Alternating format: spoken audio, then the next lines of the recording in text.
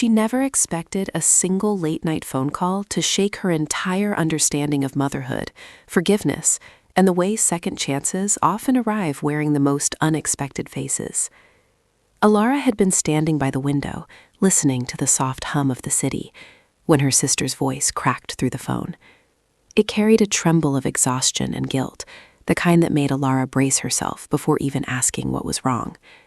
That was the moment she learned her young nephew, Callan, would be staying with her for a while. Nothing dramatic had happened, no danger, no scandal, just the quiet crumble of a life that needed time to be rebuilt. Her sister had admitted she needed space to sort things out, to breathe, to remember who she was.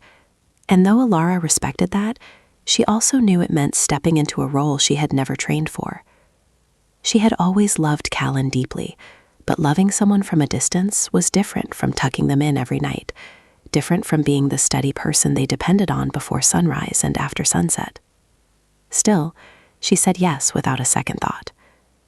By the time Callan arrived on her doorstep that evening, clutching a backpack and wearing a brave smile a little too big for his small face, Alara felt a strange mixture of confidence and nervousness swirl together. She pulled him into a gentle hug, nothing dramatic, nothing overwhelming, just enough warmth to assure him he wasn't alone. Her husband, Rowan, had already prepared the guest room, placing storybooks on the bedside table and arranging the pillows neatly.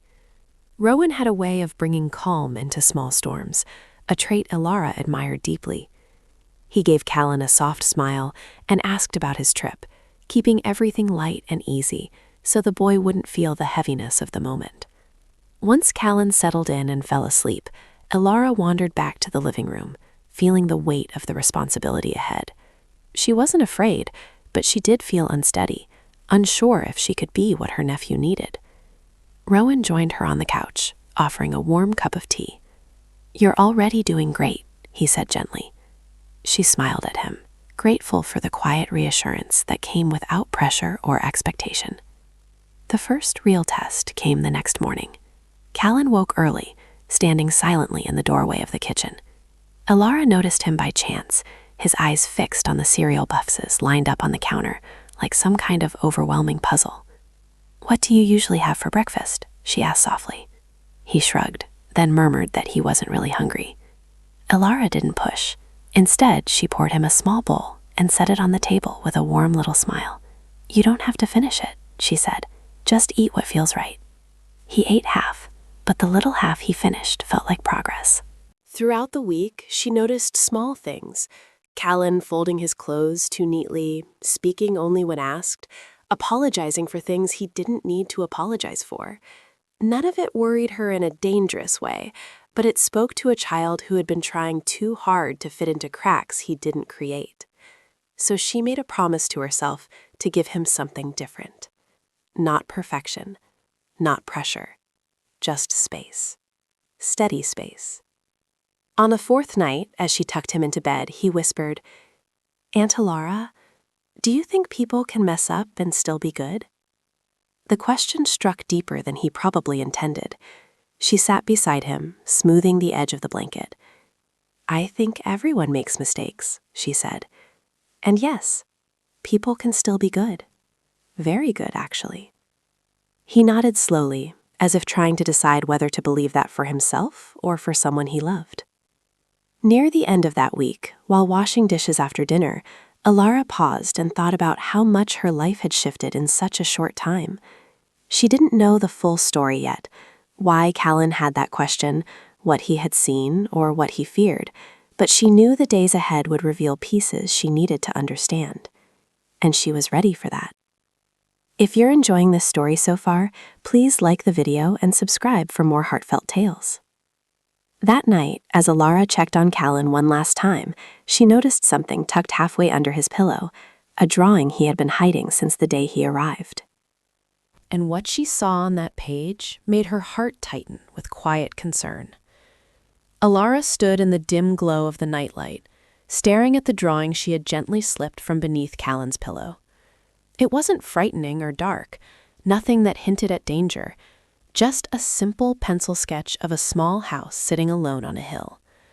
But the thing that caught her attention was the way the windows were shaded so heavily, as if the house were trying to hide its own light. Children rarely drew without meaning. They just didn't always have the words to explain it. She carefully slid the paper back where she found it and whispered a quiet goodnight before stepping out of the room.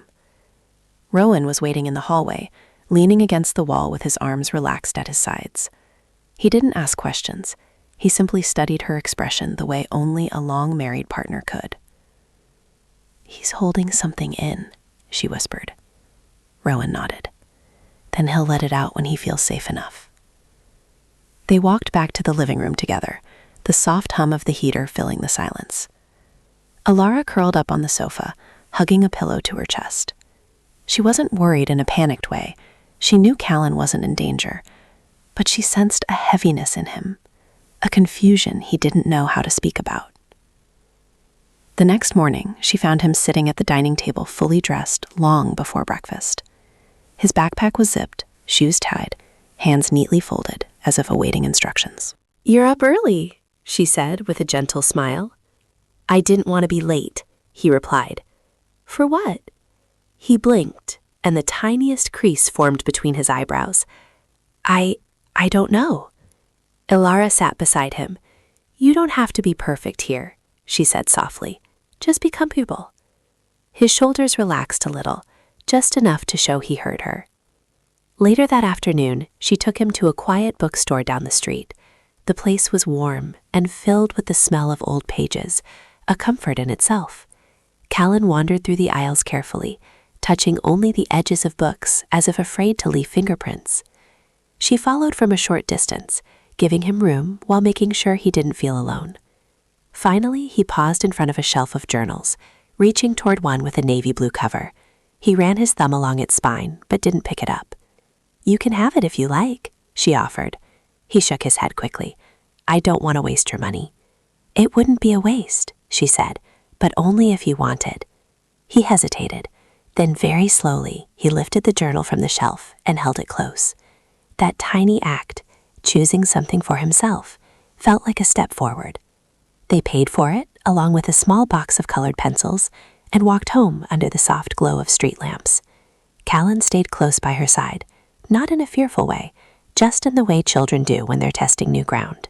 That evening, Rowan made a gentle stew for dinner, and Callan helped by placing the spoons on the table. He did it carefully, checking each one twice. Alara didn't correct him. She simply thanked him for helping, offering a smile that was warm but not overwhelming. After dinner, Rowan retreated to his study to finish some paperwork, while Alara sat with Callan in the living room. He opened his new journal but didn't write anything at first. Instead, he drew a small star in the corner of the first page. "I used to draw stars all the time," Alara said casually. He looked up. "Why?" "They made me feel like I wasn't alone," she answered honestly. Slowly, he nodded. Then he drew another star beside the first one, slightly bigger. As the evening stretched on, something unspoken yet pure settled between them. Nothing emotional in the wrong way, no familiar connection of family finding steadiness again. But later that night, after Callan had gone to bed, Alara finally sat with Rowan and told him what had been tugging at her heart. "He asked me if people can mess up and still be good," she murmured, "and he draws houses with darkened windows. Rowan, I think he's trying to tell us something, but he doesn't know how." Rowan listened quietly, his eyes warm but concerned. "Then we'll help him figure out," he said. Alara nodded, but her thoughts lingered on something else, something she had noticed earlier but hadn't fully processed. When she tucked Callan in, he had whispered a name, softly, almost accidentally. It was a name she hadn't expected to hear, and it made her wonder what story he wasn't ready to share yet. The name Callan whispered that night stayed with Alara long after she closed his bedroom door. It wasn't dramatic or alarming, just a simple name spoken with a softness that hinted at an old memory he wasn't sure he should hold on to.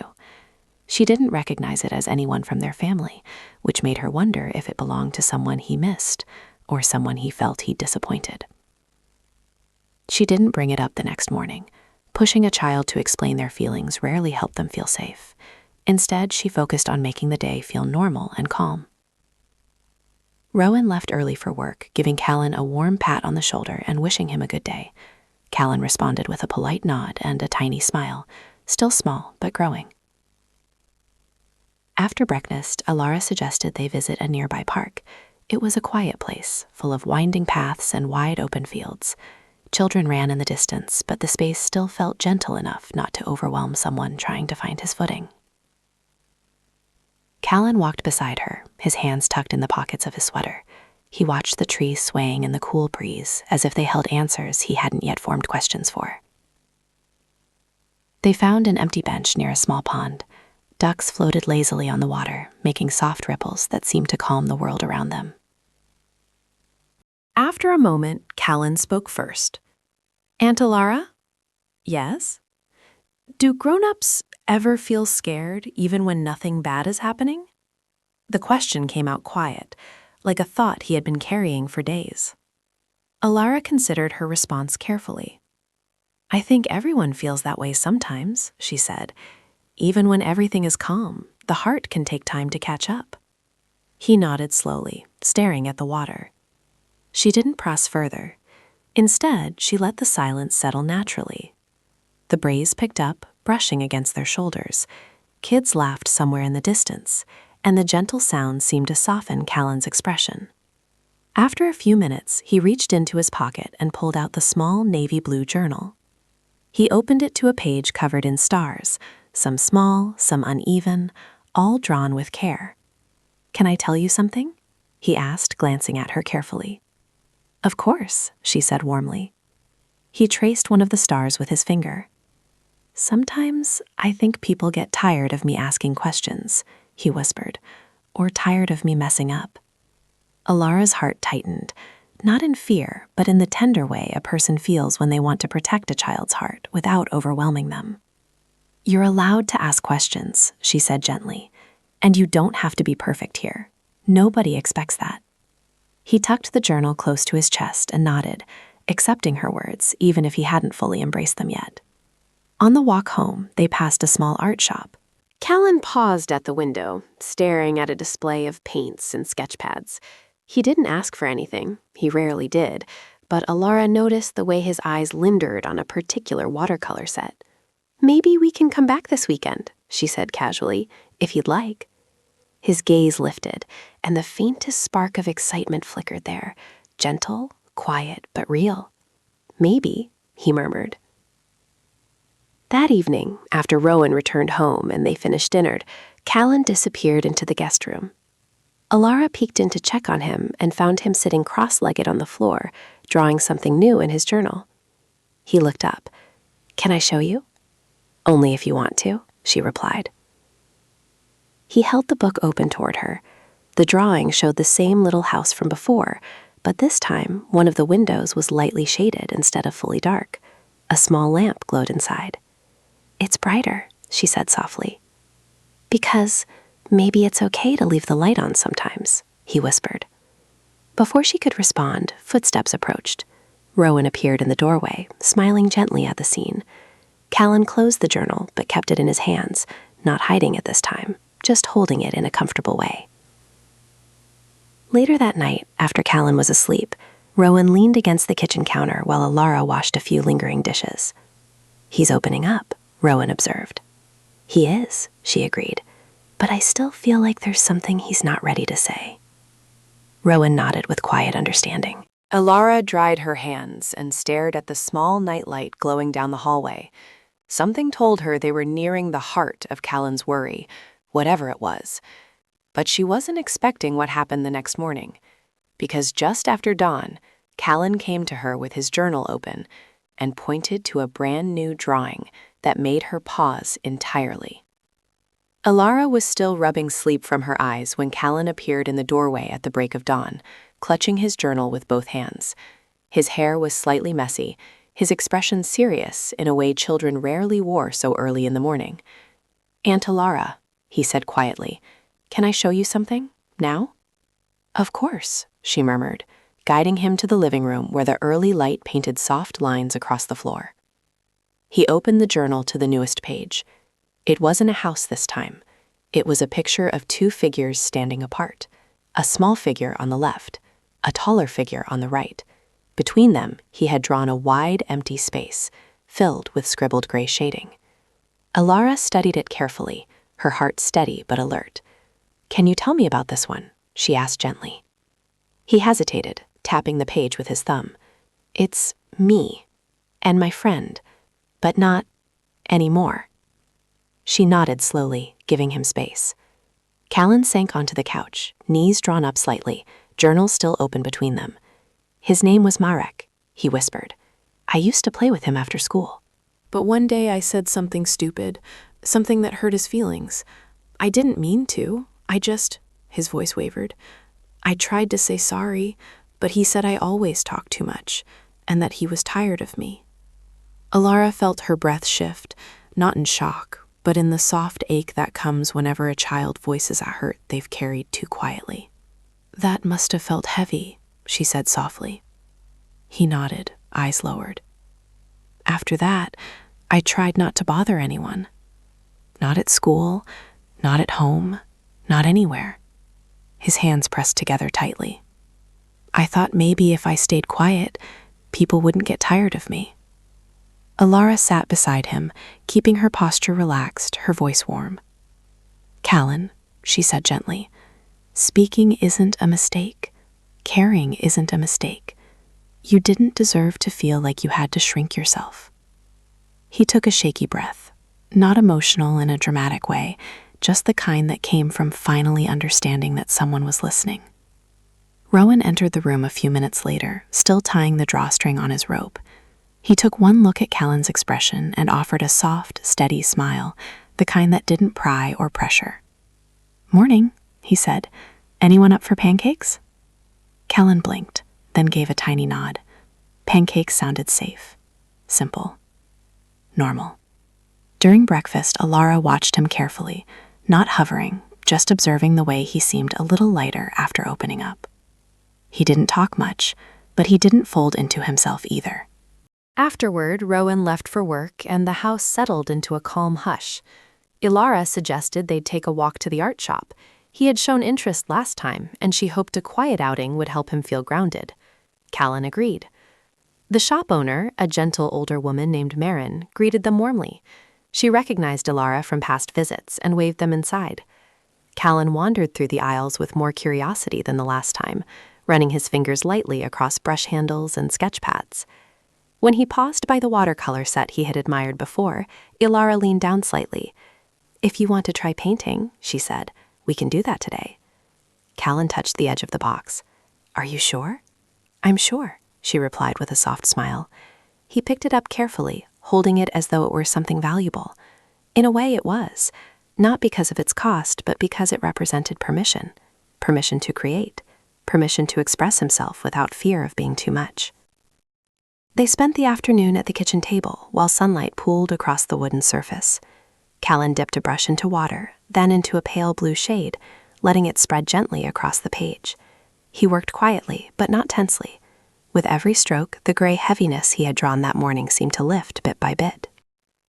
By early evening, he finished a small painting of a hill under a starry sky. No houses, no shadows, just stars scattered with care. "It's beautiful," Ilara said truly. He looked at it for a long moment before whispering, "Do you think someone like me gets another chance? At being good? At being a friend?" "You never stopped being good," she said softly. "You just stopped believing it." He swallowed hard, nodding slowly as her words sank in. But as she began cleaning up the brushes, Callan suddenly straightened. "Aunt Ilara?" "Yes, sweetheart?" "There's something else I should tell you," he said, voice small but certain. "It's about the day before I came here." She froze gently, not with fear, but with the quiet understanding that this was the moment they had been moving toward all along. And Callan looked ready, finally, to explain what had really been weighing on him. Alara set the cleaned brushes on a towel and turned fully toward Callan. The late afternoon light stretched softly across the kitchen, giving the moment a sense of gentle stillness. Callan stood there with his hands curled together, not in fear, but in the quiet determination of someone finally ready to speak. "What would you like to tell me?" she asked calmly. He sat at the table, the watercolor painting resting beside him. For a long moment, he stared at the tiny stars he'd painted earlier. Then, in a small voice, he began. "The day before I came here, I had a really bad day at school," he murmured. "Not because of Merrick this time. It was something else." Alara waited, offering nothing but patience. Callan took a slow breath. "I was supposed to bring a project I made, a poster about explorers." He hesitated. "I tried so hard, but when I took it out of my backpack, it was bent. The corner had ripped, and everyone's posters looked perfect, straight, clean. I just froze." Alara felt her heart soften, understanding the weight that perfection had carried in his little world. "My teacher said it was okay," he continued. "She said those things happen, but I felt like I ruined everything. I went home, and I didn't know what to say to Mom. She was already tired. I didn't want to make her day worse." He rubbed his thumb across the table's edge. "So I told her I forgot. I thought lying would make things easier, but she looked so disappointed." His voice faltered gently. "I've never seen her look like that." Alara nodded slowly. "So you thought you failed her?" He light cut his cheek with the back of his hand, not crying, just brushing away the sting of remembering. "I thought maybe I didn't deserve to be around people for a while," he whispered. "Maybe I needed to be less." Alara moved a chair beside him, keeping her voice warm and steady. "Sweetheart, everyone makes mistakes. Every single person. And your mom didn't send you here because you messed up. She asked for help because she needed a break, and because she trusts us to support you." He blinked up at her. "But what if she thinks I'm too much?" "You're not too much," she said firmly, but gently. "You're a child learning how to grow." "That's not a burden. That's life." Callan sat very still, as though he were letting those words settle into places that had felt hollow for too long. "And your project?" she asked softly. "It wasn't ruined. It was just bent. Things that bend can still be beautiful." He looked down at his watercolor painting again. "I guess so." Later that evening, Rowan returned home. Callan showed him the painting proudly, and Rowan admired every detail with quiet sincerity. Not exaggerated praise, just warm honesty. Callan seemed to appreciate that more than anything. After dinner, the three of them sat together in the living room. Rowan read a book while Callan doodled stars in his journal. Alara watched them both, feeling gratitude fill her chest. Not dramatic gratitude, just the contentment that comes when a family finds its rhythm after a long week of uncertainty. Before bedtime, Callan approached Alara with his journal held close. "Can you send a picture of my painting to Mom tomorrow?" he asked. "I want her to see I'm trying." Alara smiled softly. "Of course." He nodded, relieved. When she tucked him in that night, his eyes already drooping with sleep, he whispered, "Do you think I'll get a second chance? With friends and with Mom?" Alara brushed a hand across the blanket, smoothing it gently. "Sweetheart, second chances aren't something you have to earn. They're something everyone gets, simply because we all grow, and you're growing beautifully." He whispered a quiet thank you before turning onto his side, clutching his pillow gently. Alara lingered a moment in the doorway, watching him breathe evenly, peacefully. A week ago, he'd arrived with careful steps and shadowed drawings. Tonight, a painted sky full of stars rested on the nightstand. Rowan joined her in the hall. "He's finding his way," he said softly. Alara nodded. "And he'll keep finding it, one day at a time." She switched off the hall light, leaving only the soft glow from Callan's room. As she leaned into Rowan's shoulder, she felt a deep certainty settle in her heart. Sometimes second chances don't come from the adults who think they understand life best. Sometimes they come from a child learning, slowly, bravely, that mistakes do not define a person. And in helping him discover that truth, Alara realized she'd learned something too. Second chances are never small. And they often begin in the quietest moments, right after midnight doubts, and just before morning hope begins again.